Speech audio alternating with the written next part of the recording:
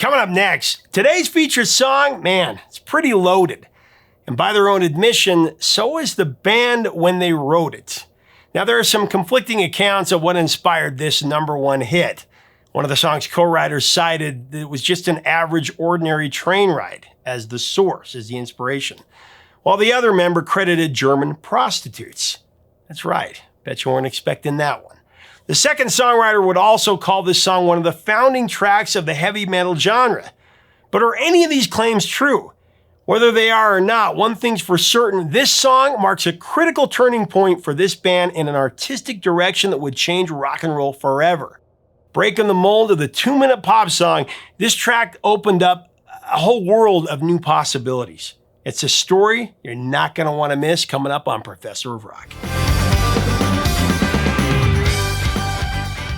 Hey music junkies, Professor of Rock, always here to celebrate the greatest artists and the greatest songs of all time. You know, if you remember pulling a fast one on one of your friends with Disappearing Ink back in the day, you're gonna dig this channel of deep musical nostalgia. Make sure to subscribe below right now, click the bell so you always know when our new videos and new interviews come out.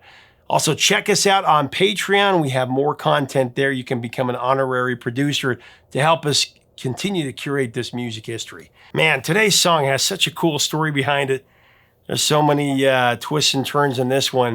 If you haven't guessed it, today we're returning to really the most storied band in the history of rock and roll, a band that holds the record for the most number one hits ever with 20. Talking about the Fab Four, the Beatles. Today we cover one of those massive number one hits, and the story's going to shock you.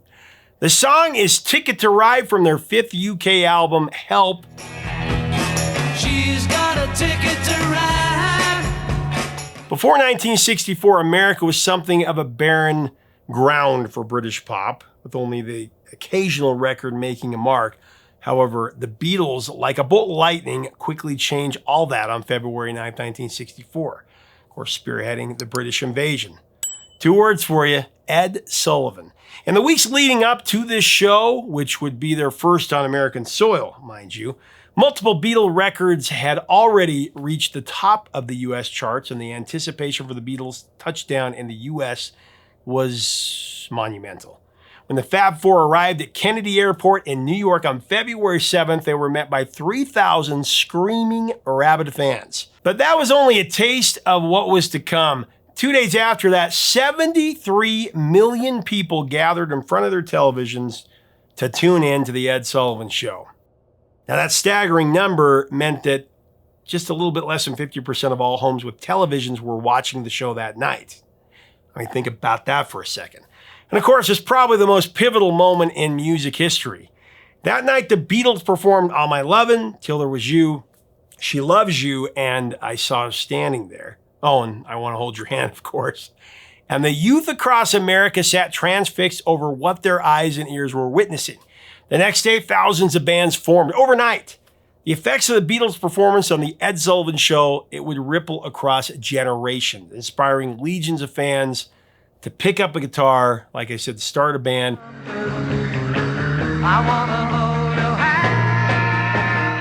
I mean, when people compare Taylor Swift to the Beatles, I laugh. There's no comparison. After Ed Sullivan, the Beatles reached a level of popularity that even eclipsed their preeminence in Britain. By April, they owned the top 5 spots on the Billboard Hot 100 with Can't Buy Me Love, Twist and Shout, She Loves You, I Want to Hold Your Hand, and Please Please Me.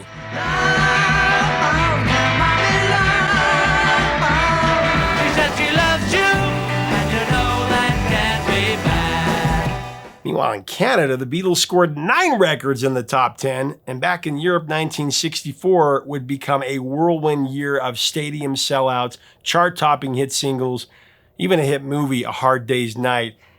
It was just unfathomable. This was the biggest band of all time.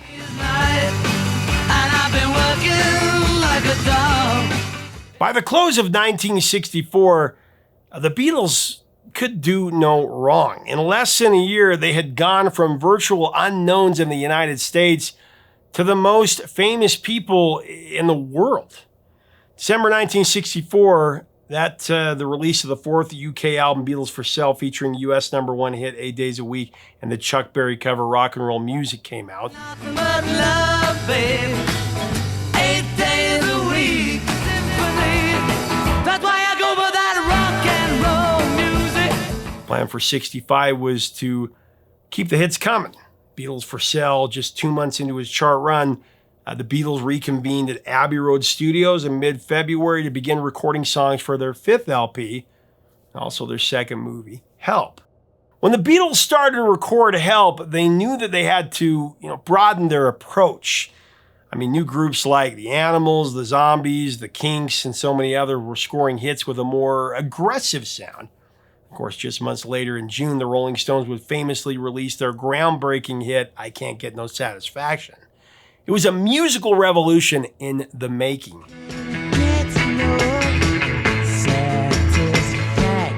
Now, the Beatles, for their part, were increasingly drawn to creating music outside the rigid 2-minute pop song formula. And for really the first time with Help, the Beatles would approach the creation of an LP as something of an art form, rather than just a collection of songs. Of course, that happened with Beatles for Sale as well. John Lennon and Paul McCartney began penning songs for the Help soundtrack as late as, actually in late '64, while taking a break from their Christmas show in London. They set up shop at Lennon's new house in Weybridge. This time, however, they added a new element to the songwriting mix. They smoked copious amounts of marijuana. It's hard to discount the effect that it had on the material that they created. Recording sessions began on February 15, 1965. Then 9 days later, on February 24th, filming began for the new movie Help. Following the pattern set for A Hard Day's Night, the 14 songs on the British version of the Help LP were divided. So the 7 songs heard in the film were situated on side 1, and the non-movie tracks appeared on side 2. Released on August 6th of 1965 in the United Kingdom, the album entered the chart at #1 and stayed there for an amazing 9 weeks. Help was released a week later on August 13th in the US. However, to the disappointment of the Beatles, Capitol Records scattered Help songs across 4 albums, with Beatles for Yesterday and Today and Rubber Soul making up the other 3. The US Help album replaced the songs that didn't appear in the film with just instrumentals. But even despite its deviations from the UK version, which happened a lot with the US and UK versions, I should do a show on all that. But Help also reached #1 on the US Billboard album chart. And incidentally, Help later became standardized among US album releases in 1987. In both the UK and the US, Help would issue 2 singles, the title track and today's featured track, Ticket to Ride. Help, I need someone. Help. She's got a ticket to ride. She's got a Immediately recognizable from its opening guitar, Ticket to Ride marks a remarkable leap in the Beatles' songwriting. The vocalists convey deep heartache, capturing the pain of being left behind by their lover. It's really there. The singers sound absolutely heartsick, their sorrow embodied in their lost lover's ticket out of their lives. I think I'm gonna be sad. I think it's today. Now, written by John Lennon, essentially, Ticket to Ride was the final song composed for the Help movie, just before the Beatles began filming for the movie. It was also the first song recorded for the album, and it was laid down on February 15th during a 3-hour session. Of course, John Lennon sang lead while Paul McCartney and George Harrison provided backing vocals. Additionally, Ticket to Ride marked the first Beatles single to feature McCartney on lead guitar, a role that was usually handled by George Harrison, of course. She don't care. And there were other changes to the song as well. Ticket to Ride also marked a significant shift in the Beatles' recording process. For this one, they began by recording the bass and the drums before layering on additional instruments and vocals. It was actually the first Beatles song built track by track rather than just recorded live. Ticket to Ride was also the first Beatles song to exceed 3 minutes in length. And if all that wasn't enough for innovation, Lennon also described Ticket to Ride as one of the first heavy metal records. He said this in 1970, and I quote, "It's a heavy record and the drums are heavy too. That's why I like it." All right, it's a far cry from what heavy metal would become, but back in 1970, there was a far less of a sample size to compare it to. But taking all this into consideration, Ticket to Ride marked a turning point for the Beatles for sure, even if it's not heavy metal. Ticket to Ride, it's different from the pure rock and roll sound of its day. It's more aggressive, and the structure of the song itself, very innovative for the time, for sure. I don't know why she's riding so high. Said Paul about the song, and I quote, "I think the interesting thing is the crazy ending. Instead of ending like the previous verse, we changed the tempo. We picked up one of the lines, 'My baby don't care,' but completely altered the melody. We almost invented the idea of a new bit of a song on the fade out with this song. It was quite radical at that time." End of quote. My baby don't care. As far as the song's origins, Lennon and McCartney both offered different stories for the song's title. Paul McCartney has suggested that it referred to a British Railways ticket to the town of Ryde on its Isle of Wight. It's a destination where Paul and John had once visited one of McCartney's cousins, actually. Before I give you the next one, I got to tell you about our sponsor, Zenni Eyewear. Make sure to take advantage of Zenni's latest deals. Prescription eyewear at prices that will blow your minds in the high inflation time that we're currently in, unfortunately. But if you go to our info button right up here, you can design your own pair today for up to 80% off regular retail prices. With me, it's bringing her down, yeah. John Lennon never wanted to shy away from stirring up a bit of controversy. He had a different inspiration in mind. His story was, he'd go on record saying that Ticket to Ride signified a clean bill of health for German prostitutes. If you're wondering how he knew about that, of course, the Beatles had previously played in Hamburg, Germany early in their musical career, paying their dues. Incidentally, the word ride was also British slang for doing the wild thing. I'll let you put all those pieces together yourself. If you ask John, though, he considered Ticket to Ride primarily his work, so we may have to give John's explanation the nod here on this one. But then again, Paul would also say of the song, and I quote, "John just didn't take the time to explain that we sat down together and worked on that song for a full 3-hour songwriting session. And at the end of it all, we had all the words, we had the harmonies, and we had all the little bits." In Paul's estimate, John had written about 60% of the song while he himself contributed the other 40%. Very rare for the two of them to work on a song together, as you know. She would never be free when I was around. Ticket to Ride was the first single released from Help, and unsurprisingly, it went to #1 in the UK and in the United States, becoming the Beatles' third straight #1 hit here. Elsewhere, Ticket to Ride also went to #3 in Finland, #2 in West Germany and South Africa, and then it went to #1 in Canada, Ireland, Sweden, Norway, and the Netherlands. 3 weeks after Ticket to Ride reached #1 in the UK, Queen Elizabeth II celebrated her birthday, an event marked by the annual announcement of new members of the Order of the British Empire, which now actually included the Fab Four: Paul McCartney, George Harrison, John Lennon, and Ringo Starr. It was an honor that had never been given to young pop stars ever before that, sparking protests from the more conservative holders of the MBE, with some previous awardees even returning their MBE medals back in the day. Said John, and I quote, "We thought getting the MBE was as funny as everybody else thought it was. We all met and thought it was daft. All we did when we were waiting in the palace was giggle. We collapsed. The whole thing was just so funny." Then on July 29th, 1965, Help the movie was released in the UK, and on August 11th, it came out in the States. The second of 5 movies starring the Beatles, Help was directed by Richard Lester, who had previously helmed Hard Day's Night.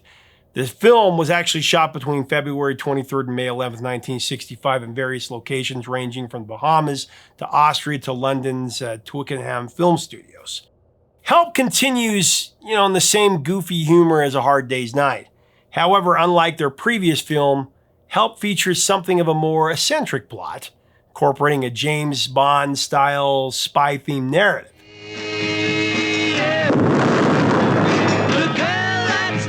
The story finds Ringo in possession of a valuable diamond ring sought after by various desperate characters, from Eastern mystics to assassins, also mad scientists. The movie features multiple car chases and some skiing hijinks as the band tries to rescue their drummer from imminent death. So this is the famous Beatles. Help also solidified the light-hearted collective identity that the Beatles had forged in A Hard Day's Night. In one unforgettable scene, the Fab Four return home to 4 adjacent row houses after simultaneously unlocking each of their separate doors. John, Paul, George, and Ringo all walk into what turns out to be a single, gigantic flat that they all share. And still the same as they was before they was. As for Ticket to Ride, the song features in a scene where the Beatles are seen attempting to ski in the Austrian Alps. Contrasting the quirky nature of the scene are some really beautiful, really creative shots. Don't care. Oh, baby, don't care. So on August 13, 1965, 2 days after the US release of Help, the movie, the Beatles started their second tour of America, lasting just 17 days. Another historical highlight occurred on August 15th when the Beatles played Shea Stadium in New York. There were over 55,000 people in attendance, and the Beatles performed a set of 12 tracks, including Ticket to Ride.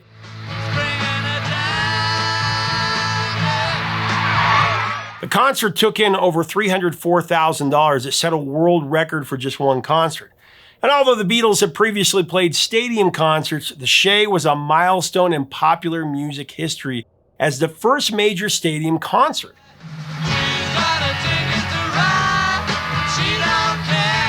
A 50-minute long documentary of the concert was aired on the BBC on March 1st in 1966, and it also appeared on ABC on January 10th of 1967. After the completion of their record-breaking concert tour through the US and Canada in the summer of 1965, the Beatles were back at it again, writing and recording another album later that year. Of course, the results did not disappoint. Even more innovative, even more groundbreaking, the album Rubber Soul. It launched the Beatles to even greater heights, making yet another critical turning point in the history of music and pop culture. In my life, I've loved them all. Rubber Soul was an album so innovative, we just talked about it. Brian Wilson of the Beach Boys heard it. He knew he had to up his game, and in response, he composed God Only Knows and Pet Sounds, and then Good Vibration shortly after that. God only knows what I'd be without you. And we just covered the transatlantic musical arms race between the Beach Boys and the Beatles to take music to higher ground. You can actually check out that story. I'll link to it below. Brian Wilson Spell. There's an interview with Brian in it.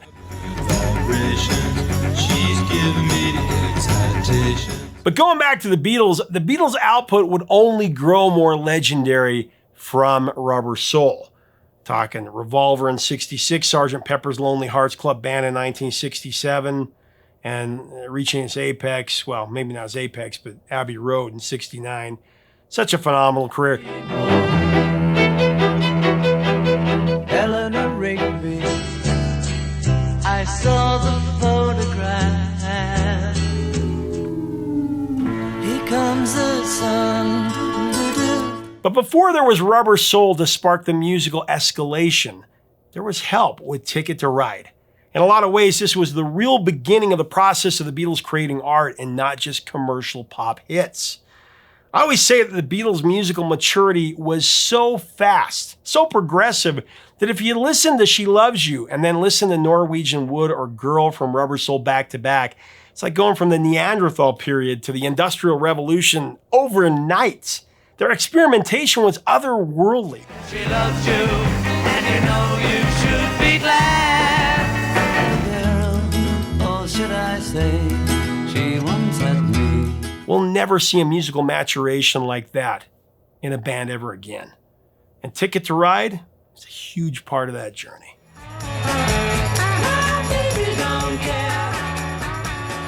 Hey, thanks so much for watching. Leave us a comment out of the Beatles and Ticket to Ride. What are your memories of the song?